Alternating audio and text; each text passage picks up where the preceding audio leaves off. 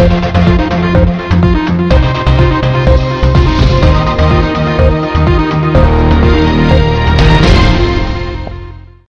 वालेकुम नाजरीन, मैं हूं मोहम्मद अब्दुल हकीम। 7H न्यूज़ में आपका इस्तकबाल है। गोलकुंडा मंडल ऑफिस के पास CPI वालों ने डबल बेडरूम में देरी की वजह से MRO ऑफिस पर धरना दिया, जिसमें CPI ET Narasimha, secretary Sheikh Shamsuddin Ahmed, इन लोगों ने मिलकर MRO ऑफिस पर धरना दिया। आइए देखते हैं अहमद की ये रिपोर्ट। आज मैं Sheikh Shamsuddin Ahmed CPI communist party का सिटी एग्जीक्यूटिव मेंबर हूँ, कारवान कॉन्स्टिट्यूंसी का जो सेक्रेटरी हूँ, इंचार्ज हूँ। आज हम यहाँ अवाम के साथ, गरीब अवाम के साथ हम यहाँ पर आए MRO साहब के ज़रिए से हुकूमत को जगाने के लिए और हमारे एरिया के MLA MP को जगाने के लिए कि ये 4 साल होगा, 5 साल रनिंग में आ गए हम। अभी तक कोई भी डबल बेडरूम का कोई तस्वीर नहीं हुआ, किसी को नहीं मिल रहा। जहाँ देखो मैं इनाग्रेशन कर रहे हैं, छोड़ दे रहे हैं। तो अभी हुकूमत जाने का टाइम आ चुका है। तो गरीब आवाम ये चाहती है कि KCR साहब 2 कमरों का घर नहीं भी दे सकते हैं तो कम से कम आप जो है उनको जो है पट्टे वगैरह तो जारी करें, कहीं ज़मीन आ जाएँ, 100 गज के पट्टे जारी करें। आप गरीबों का मुद्दा है, ना घरां दे रही, ना ज़मीना दे रहे, ना पट्टे दे रहे, खाली बेवकूफ़ बना के रख रहे।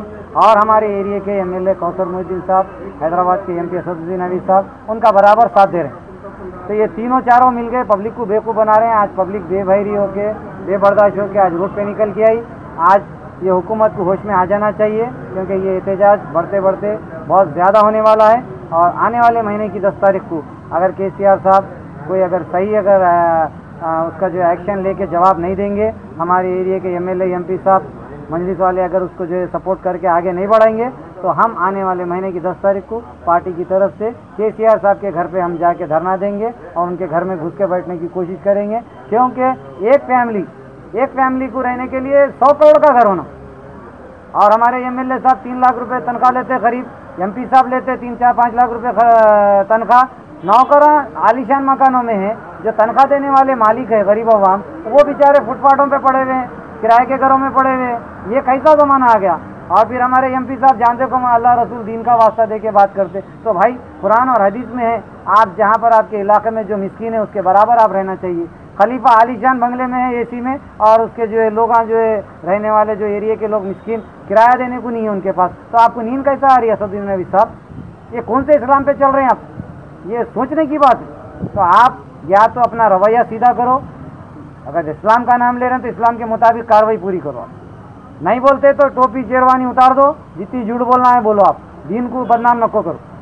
हमारा मुद्दा ये चाहिए, नहीं तो काम सही करो, क्योंकि नाम का मुसलमान नहीं होना है हमारे को। शमशुद्दीन अहमद बोल ले रहा हूँ मैं मेरे वास्ते, आप अपने लिए अकबर अवैसी बोल ले रही, आप अपने लिए असद अवैसी बोल ले रही। ये नाम के मुसलमान बनने की ज़रूरत नहीं है हमारे को।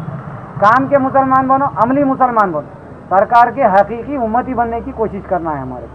सरकार का नाम लेके उनकी उम्मत को लूटने का काम नहीं करना है, जो आप लोग कर रहे हैं। आपको 4 बैंकों का परमिशन मिला, पहले 3 थे, अब 7 हो गए। बताए आप अवाम को कौन दिए? आपको नरेंद्र मोदी साहब दिए, सेंट्रल गवर्नमेंट दी, कई को आप गालियां दे रहे हैं बोल के। तो ये राज के बातें हैं। और कौन से लोगों को बगैर सूद का कर्जा दिए दारुसलाम बैंक से? आपकी मिल्लत के बेटियां जो है रोड पे आ गए आज, तो आपको होश में जगाने के लिए आए। तो आप लोग होश में आइए।